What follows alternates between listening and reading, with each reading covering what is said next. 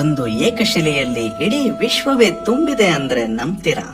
ಹೌದು, 108 ಅಡಿ ಎತ್ತರವಿರುವ ಈ ವಿರಾಟ್ ವಿಷ್ಣುವಿನ ವಿಗ್ರಹ 11 ತಲೆ, 16 ಕೈಗಳು, 40 ಪರಿವಾರ ದೇವತೆಗಳು, ಭೂಮಿ, ಸಪ್ತ ಸಮುದ್ರ, ಸಪ್ತಲೋಕ, ಸೂರ್ಯ, ಚಂದ್ರ, ನದಿಗಳು, ಪರ್ವತ ಹೀಗೆ ಹಲವು ವಿಶೇಷತೆಗಳನ್ನ ಒಳಗೊಂಡಿದೆ. ಈ ವಿಗ್ರಹವು ಈ ಶತಮಾನದ ಶ್ರೇಷ್ಠ ಕೆತ್ತನೆಗಳಲ್ಲಿ ಒಂದು ಎಂದ್ರೆ ತಪ್ಪಾಗ್ಲಾರದು. 2010ರಲ್ಲಿ ಈ ವಿಗ್ರಹವನ್ನ ಮಾಡಲು ಕೈ ಹಾಕ್ತಾರೆ. 2025ಕ್ಕೆ ಅಂದರೆ ಸರಿಸುಮಾರು 15 ವರ್ಷಗಳ ಪರಿಶ್ರಮದೊಂದಿಗೆ ಇವಾಗ ವಿಗ್ರಹ ಲೋಕಾರ್ಪಣೆಗೊಂಡಿದೆ.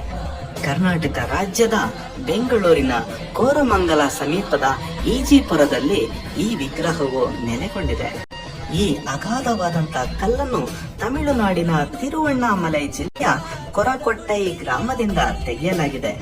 ಇಂತಹ ಬೃಹತ್ ಬಂಡೆಯನ್ನು ಬಿರುಕು ಬಿಡದೆ ಹೊರತೆಗೆಯಲು, ಸುರಕ್ಷಿತವಾಗಿ ಸಾಗಿಸಲು ಮತ್ತು ಯಾವುದೇ ದೋಷವಿಲ್ಲದೆ ಕೆತ್ತಲು ತಾಂತ್ರಿಕ ನಿಖರತೆ ಮಾತ್ರವಲ್ಲದೆ ಅಪಾರ ಭಕ್ತಿ ಮತ್ತು ಸಮರ್ಪಣೆಯ ಭಾವನೆಯಿಂದಲೂ ಸಾಧ್ಯವಾಗಿದೆ.